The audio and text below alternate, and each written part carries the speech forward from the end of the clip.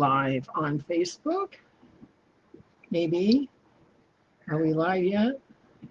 Everything's gone blank, so I don't know if we're live yet or not. And I'm not the only one who has. You're on in 2 and 1. Oh, great. All right, thank you. Good to hear. Good morning, good afternoon, or good evening, my friends, depending where you are. I'm Emily Windsor-Craig, and this is History Reset. It's 2 p.m. Pacific Daylight Time on October the 31st, 2020. History Reset is brought to you each Saturday to bring valuable information to the public that corporate media and the edutainment systems refuse to divulge. This program is a public service, but please donate to People's Internet Radio to keep the people's truth coming at you. Today's topic in History Reset is, how is it that our ideals and wisdom are being overwritten in the public square by treachery, protection taxes, sedition, secrecy, and censorship? How does that work? And so today I've got my bucket list of topics that I've been investigating and that we've all been investigating. And I've come down to a bottom line which says, you know, we're really being deceived about a whole lot of stuff. A whole lot of stuff. And I want to start with history. That's where my bucket list starts, because I've been fascinated by history since I was a little kid. And I noticed as a child going to the library after school to read up on the red rose and the white rose of England, that all the history books told the same story. Just like when I read biographies of my father and my father's autobiography, okay, he didn't write it, it was ghostwritten.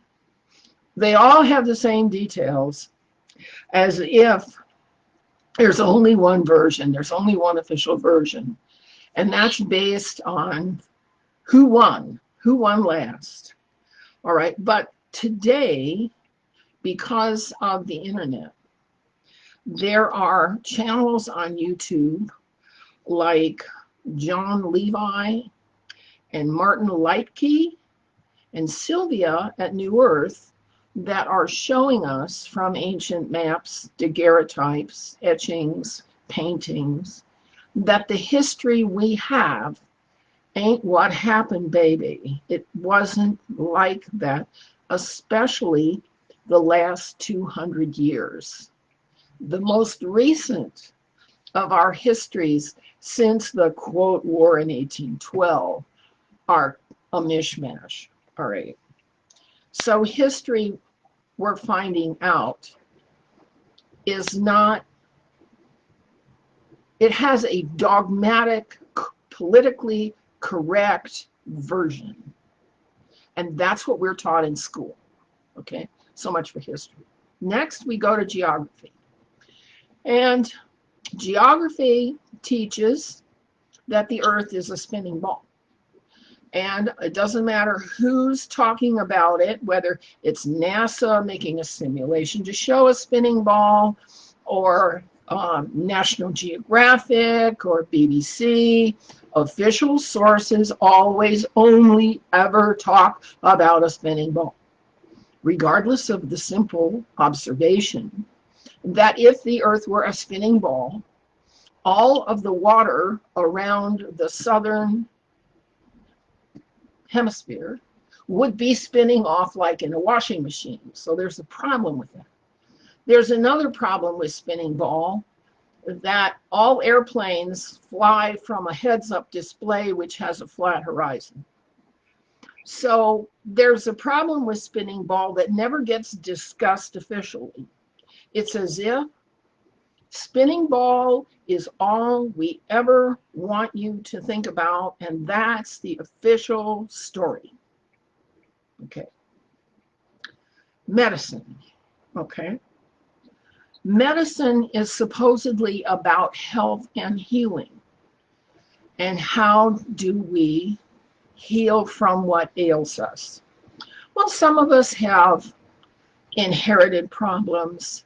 Some of us trip over something and break a bone. Some of us have to deal with childbirth. We have all different reasons for needing to heal. But we happen to live in a culture and in a consumer society in which the official version is visits, tests, procedures, and prescriptions, drugs, big pharma, okay? And that is the official, absolute dogma. Anybody who knows about reflexology or herbs or chiropractic or even Reiki, they're off the beaten path and they're conspiracy theorists. Okay, so much for health. There's a dogma that we're supposed to choke down. Astronomy. The official story is that the moon is 226,000 miles way up there, a couple days travel, and that is 2,100 miles in diameter. But anybody with a backyard telescope can zoom almost to the surface of the moon and notice that it's got lights going on and off, and it's got things flying over it. There's something going on up there. Now, if the moon were 226,000 miles away, home telescopes and home zoom cameras would not be able to zoom that close to the moon. So there's a problem with the dogma doctrine teaching that the moon is that far away and that it is as large as they say it is. The official story is that there are towers on the moon a mile high. Okay. Well, those of us who take pictures and re-render pictures according to xerographic principles rather than photoshopping have been able to get down on the surface of the moon, and we see what's there. And it's not what we see is not what the dogma says we are supposed to see. And for 10 years, I tried to say to NASA, gee, you know, do you guys need some help with your photographs? Because I can sure see a lot more than you're allowing to be shown. And so in the case of astronomy, in the case of all the planets and moons and asteroids, there is a standard dogma that is taught, which is independent of the actual facts of the matter. Human origins. Whether you're listening to BBC or you have a textbook from school, or whether you're going to the Smithsonian, the official story is that human beings developed out of the ooze and slime through primates over millions of years into being people. Never mind that Sumerian cuneiform tablets tell a different story. Never mind the fossils we have of hominids and humans of a different conformation than we are. Some of them much, much, much larger. Okay, giants up to 24 feet. Midgets just a few inches. Elves, Bigfoot. Okay. We have evidence that humanity apparently was deliberately genetically engineered around 208,000 years ago by Enki the Anunnaki. And academia, education, and the media ignore it. The official doctrine and the official dogma and the only story they always tell over and over and over again is that the human consciousness, what is it all about? came up out of the slime in a process of evolution. Okay, so again, we have the doctrine and the investigation. ETs. The official doctrine and dogma of NASA NSA, the NRO, National Reconnaissance Organization, CIA, DEA, everybody, is that there's nobody anywhere but here. There's no planet that has anybody on it. There's no moon that has anybody on it. There's nobody riding around on an asteroid like a camper. That we are the only living beings in this universe, and someday, maybe we'll contact somebody else. Now, this is unreasonable because the government itself has had interactions with ETs. They've signed treaties. They signed the Greada Treaty, okay, and the Tau 9. Bush signed the Tau 9. And in the notes below, I've included 2 links to discussions on my own website, Abide Miracles. The 56789 is a paper that was done by Michael Sala from exopolitics.org. And the 4321009 is a discussion, everything I could find out about the Majestic 12 and what they knew about the Greada Treaty. The Greada Treaty was a commercial treaty in which no human or civil rights were defined. All right, let me read you a little bit about the Greada Treaty because it'll give you some background into why all we the people get is doctrine and dogma, rather than why aren't we hearing the truth about A, B, C, and D. Eisenhower, 1954, okay.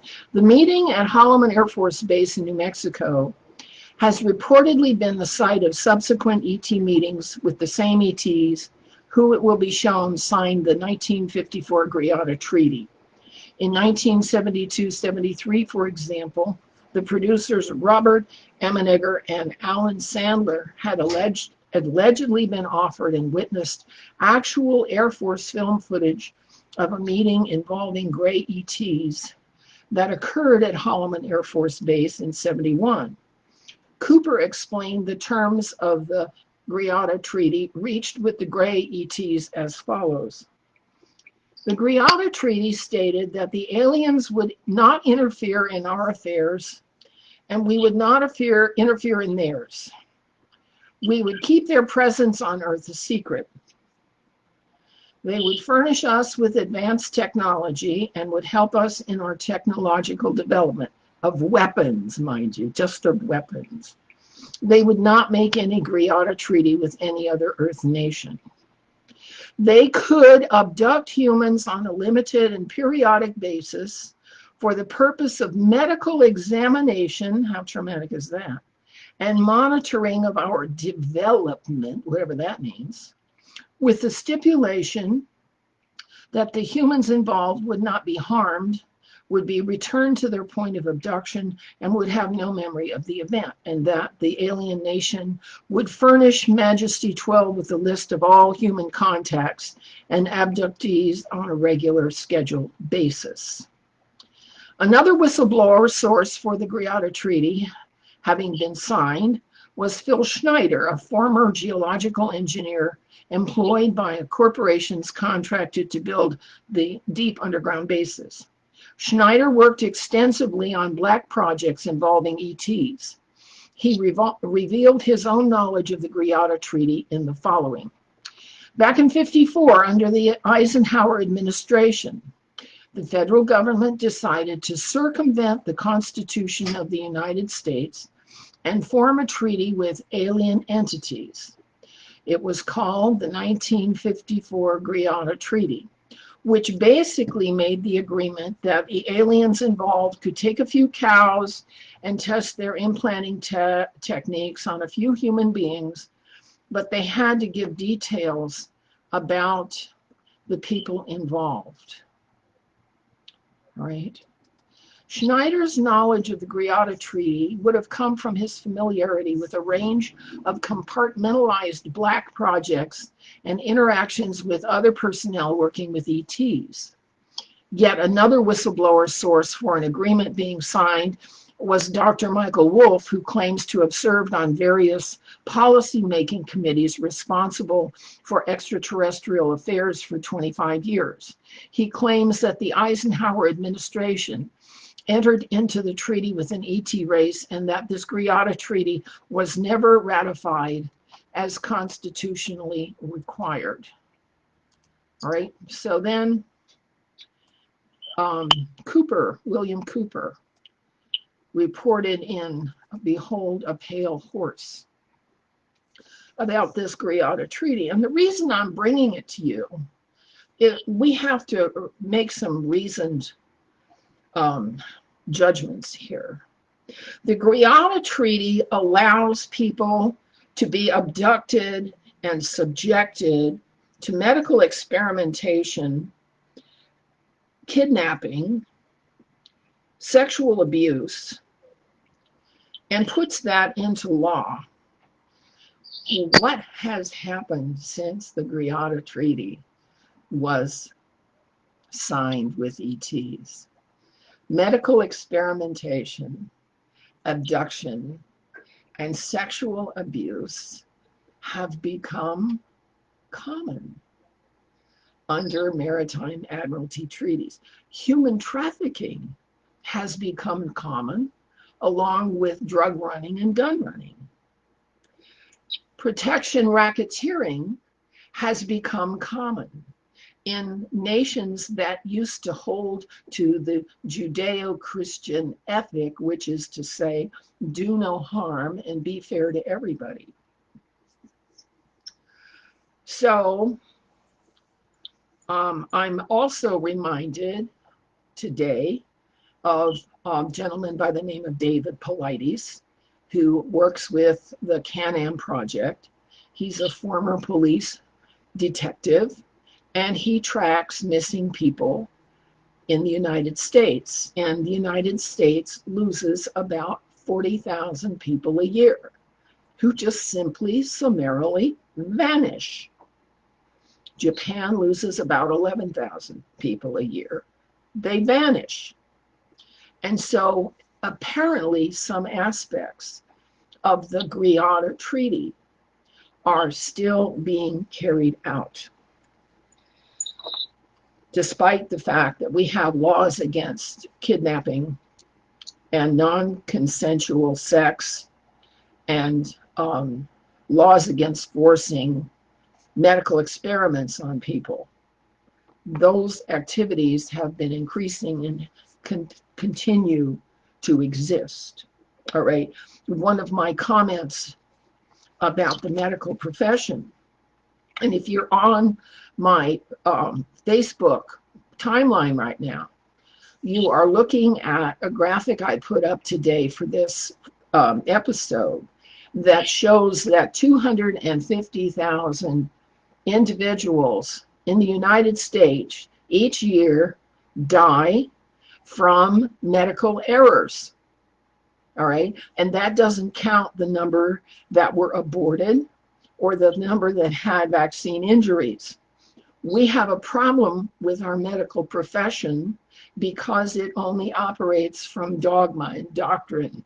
We have a problem with the ET abductions because they're a doctrine and a dogma allowed under a commercial treaty that was never ratified by Congress. All right.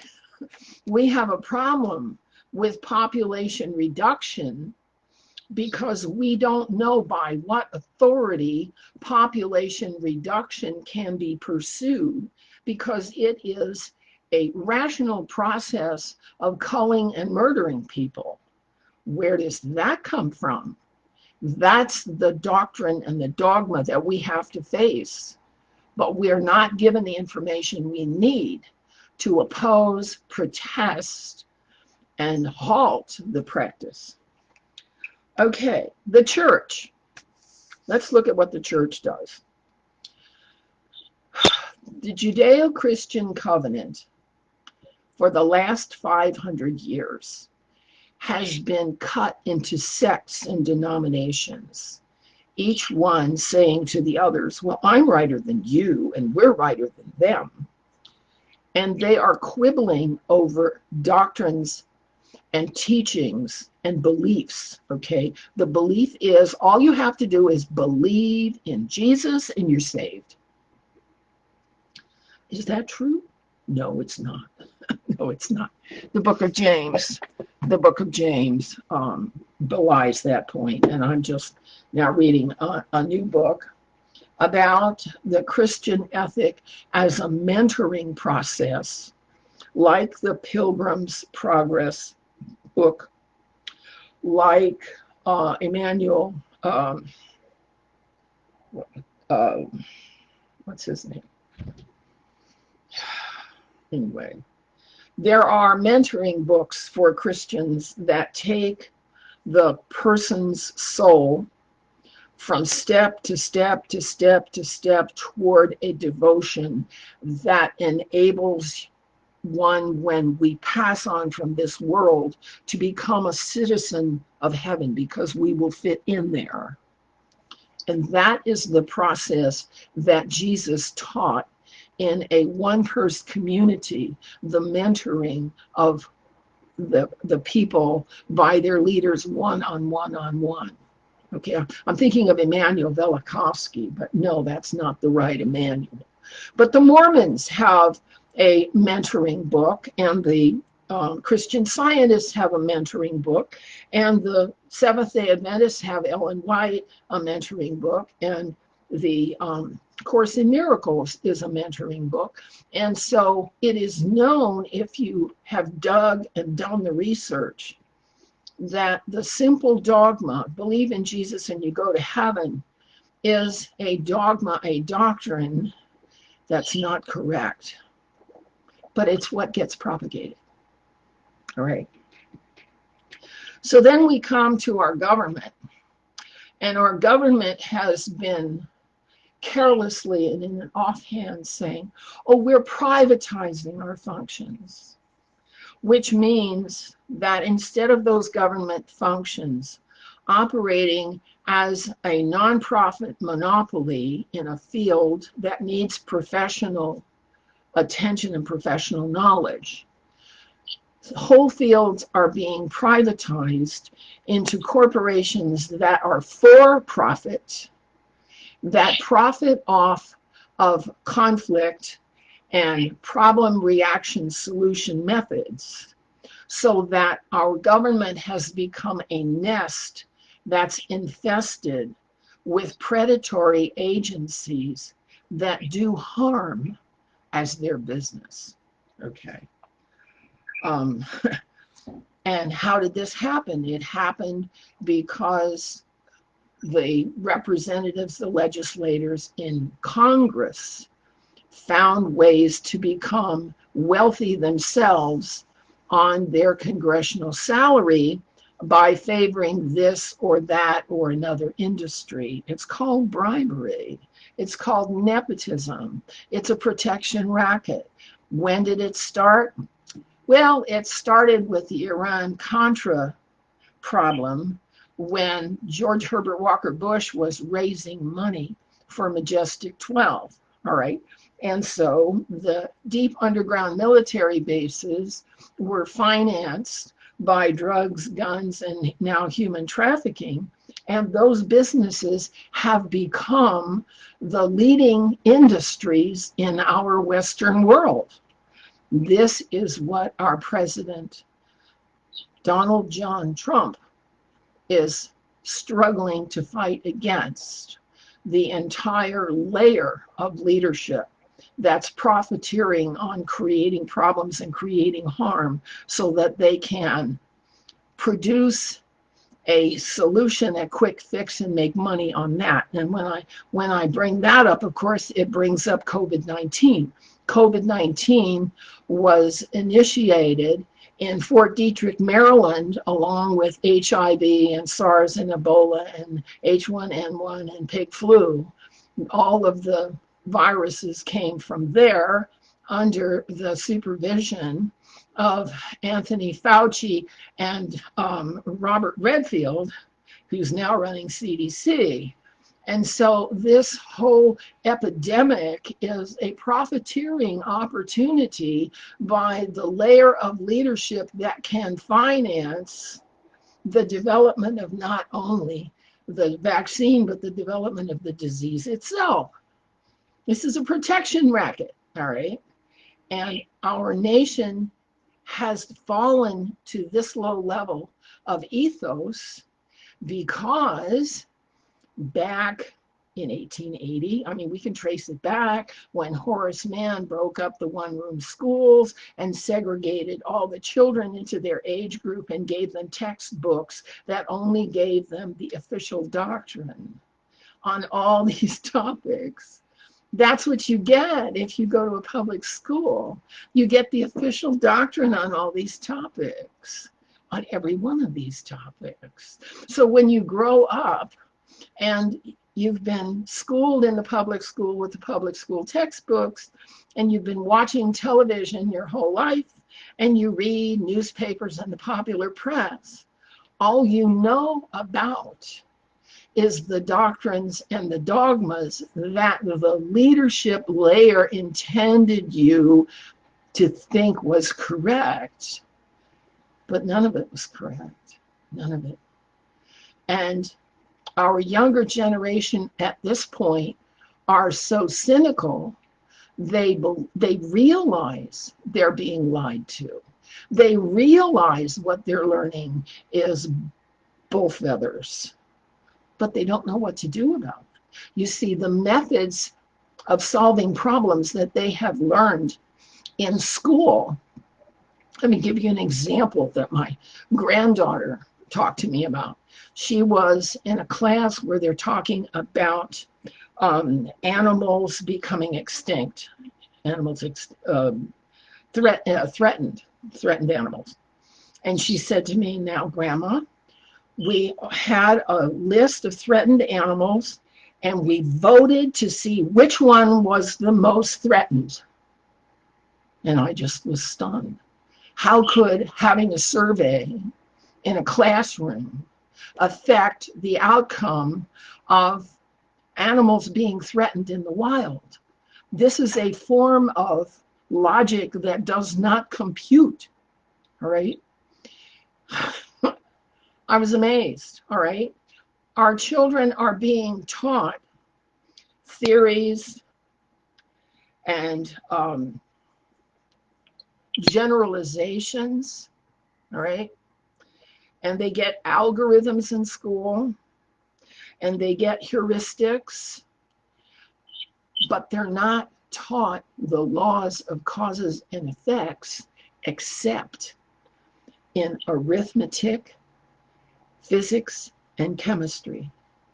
Only those three topics talk about the laws of cause and effect. So that when you get to social sciences, it's all about witchcraft, because there's this theory and that ideology and somebody else's idea, and this writer says this and that writer says that, and the children's heads are being filled with theories, but they don't know how to deal with facts. They don't even know what facts are. They're taught from the fifth dimensional problem-solving playbook. The children are taught that reality is an illusion, that everything is all one, and that if everybody agrees on it, 2 + 2 can equal 5. You can't build a building that way. You can't cook a meal that way. And so the educational system has been at the core of the disinformation system that our culture has been subject to, that covers all of these different topics. And we are powerless against the teachers union who likes the wishing philosophies because they require you to have an open mind. You know, if you already have a method, if you already know how something has to work, you're not very open-minded about it, because in order to get to 4, you've got to have a 2 and another 2, all right? But liberal minds like to be open, and so they prefer to wish and theorize about maybe this and maybe that, maybe this, maybe that, maybe this, okay? And so when you look at the way that the Frankfurt School, let me get back to my Frankfurt School graphic, because the Frankfurt School has been taught since World War I, and it's an effort to, here, Saul Alinsky, How to Create a Socialist State by Saul Alinsky. This is what academia and our school systems have been teaching our children for at least 60 years I know of, but probably more like 80 years or 100 years.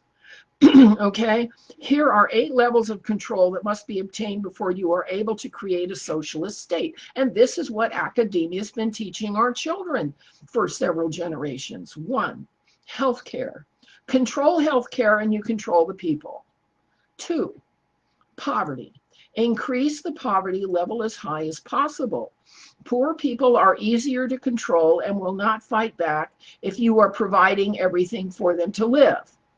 3, debt. Increase the debt to an unsustainable level. That way you are able to increase taxes, and this will produce more poverty. 4, gun control. Remove people's ability to defend themselves from the government. That way you are able to keep everything under control in a police state. 5, welfare. Take control of every aspect of people's lives, food, housing, and income. 6, education. Take control of what people read and listen to. Take control of what children learn in school. Think Common Core. 7, religion. Remove the belief in God from the government and in the schools, because that's the accountability principle. See, if you believe in the laws of cause and effect, you understand if you create harm, what's going to come back to you is the harm that you created. But they don't get it. Number 8, class warfare. Divide the people into the wealthy and the poor. This will cause more discontent, and it will be easier to tax the wealthy with the support of the poor. So this is what our children are being taught from kindergarten through university, that the government has to disrupt and impoverish and stupefy the people. This is not working out real well. So my 4 graphics are a picture of the moon that shows human figures all over it, the graphic that shows 250,000 people a year die from medical errors, the graphic that shows what academia is teaching to our children is cultural suicide, and a graphic that shows that privatized corporations operating in government functions but are now profiteering in what used to be government functions can create a lot of mischief. And so what I've come to is most people are not allowed to know anything real. We are all being programmed by a top-down regime that wants to keep the knowledge of the people at a make-believe wishing level. And only the few people who aspire to professional levels of knowledge ever learn how to do anything real. Everybody else is just manipulating a process from point A to point B. And if you don't believe me, okay, Next time you call customer service, ask them a difficult question and listen to the gaslighting you get back, because the people in customer service are no longer told or taught what they need to have to service their own product. I worked in customer service for 45 years, and it was radicalizing for me when human resource management adopted the resume lottery system and the quotas for people out of the area who had no hope of qualifying for positions at Intel. They bragged to me they got 3,000 resumes for a job every day. Okay, they thought that was funny. They thought that was cute, all right? And so we, the people, are being gamed, top down. And in order to know anything real, we have to want to learn it on our own. And there are people doing that, and they're the heroes in our society. Unfortunately, the penalties for being a whistleblower or a truth teller are severe. My Facebook page, Departed Martyrs, is a whole group that shows the people in the last 5 years, I guess it's about 5 years, who've been heart attacked, suicided, blown up in airplanes, and so on, who have been eliminated one way or another because they told too much of the truth, and somebody in the higher echelon of elites couldn't allow that truth to be told. Okay, we have, of course, the whole problem of compartmentalization and need to know, in which our government has layer upon layer of bureaucrats sitting next to each other, none of whom know what the guy in the next cubicle is doing. Okay, so the accountability for outcomes of funds spent is almost nil. If you just look at all of the scandals that have been coming up around the financial behavior of the Democratic Party and its preeminent. Emily? Yeah. There's a question for you in chat. Okay, all right, I'll stop. What was this? Kalergi plan to destroy culture. Okay, that came up in 1925, and it's part of the globalist Masonic, I guess it goes back to the Templar plan of dominating the world's peoples by its leadership top-down controls. It's just another aspect of Tavistock. It's or the Stanford Research International, or the MK Ultra program. The elites who are funded by robber barons and big tech, who have so much money sequestered away that they can buy and sell anything, including human lives. They're curious about how to impose greater controls, greater social conformity upon the people who are doing the work. And so they've come up with a plan for dumping the excess populations from the South and East into Northern Europe and North America and Australia in order to disarm the intelligent workers in the North and provide a stupefied population base that can be more easily stratified, divided, set against each other, and controlled by the elites who control all the money. That's basically what the Kalergi plan is. And that's exactly what has occurred because of the low birth rates in Northern Europe and North America and Australia, New Zealand, okay? Because these low birth rates were advocated and pushed as a form of social responsibility, then the countries with low birth rates can no longer maintain their industrial base. And so that gives the elites the opportunity to flood those nations with people from other cultures, from other ethics, from other moralities, into areas where civil society had obtained up until that time. And the newcomers come with the idea that they're just going to come and take over. They're just going to take over where they immigrate to, so they can turn the country of their destination into a nation that mimics or reflects what they came from, which was a third world bastion of neglect and exploitation by corporations. It's all about exploitation by corporations because that's legal. UCC codes, Maritime Admiralty law statutes, okay, operating in courts that generate more cash. They generate cash in business is how you generate money for the judiciary. There's no money in a judiciary that's helping to solve human problems.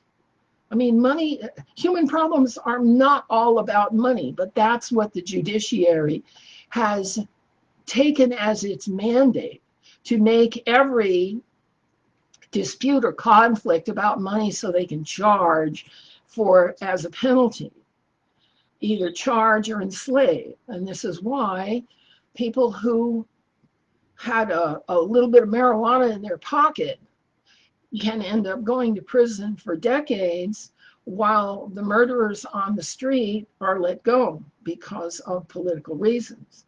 There are plenty of reasons why our society is in abject chaos right now, and because we are so intimidated by the control systems that are being imposed top down over our heads.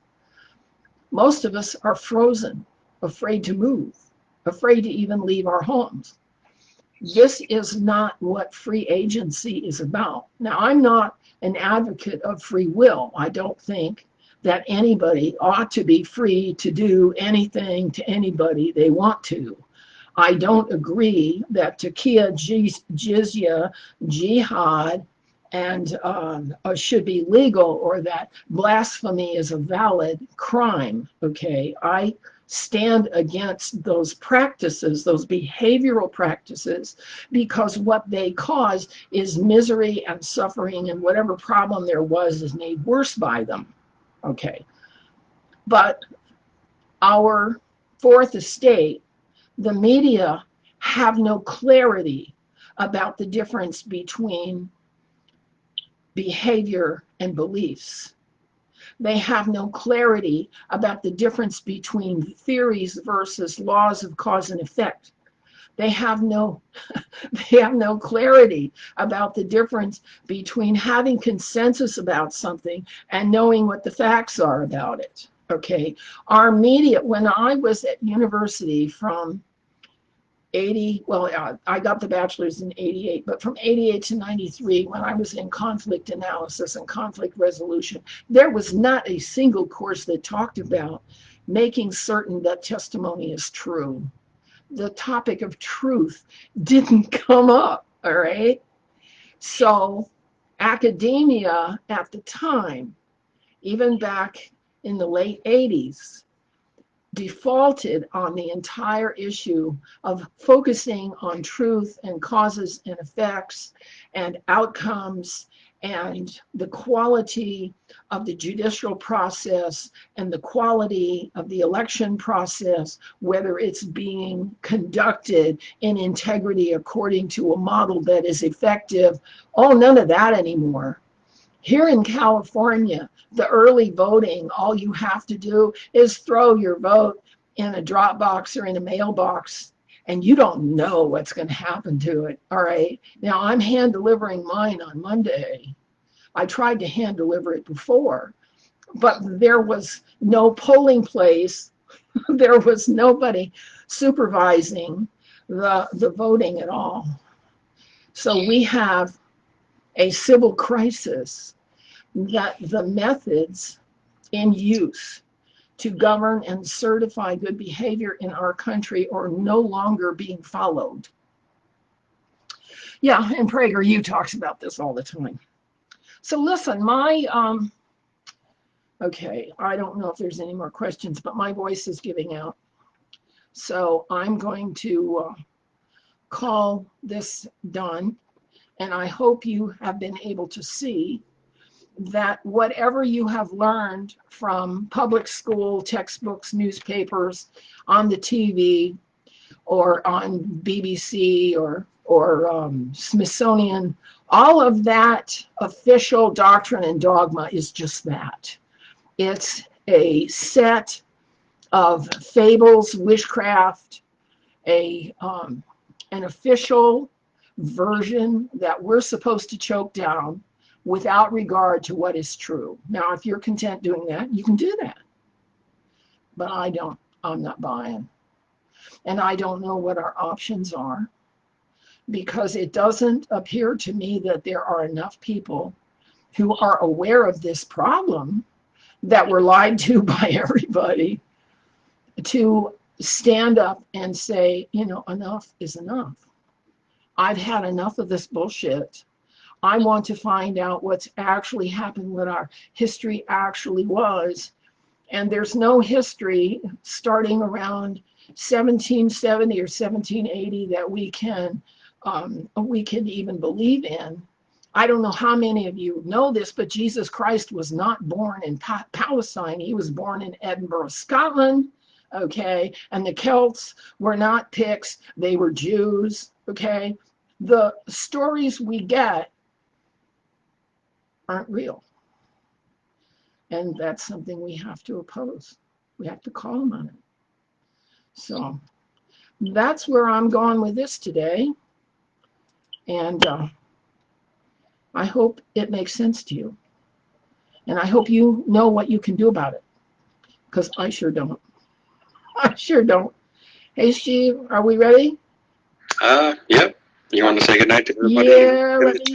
Yeah, okay. And this has been Emily Windsor Craig, and I'm doing the grandma thing, shaking my finger at the world.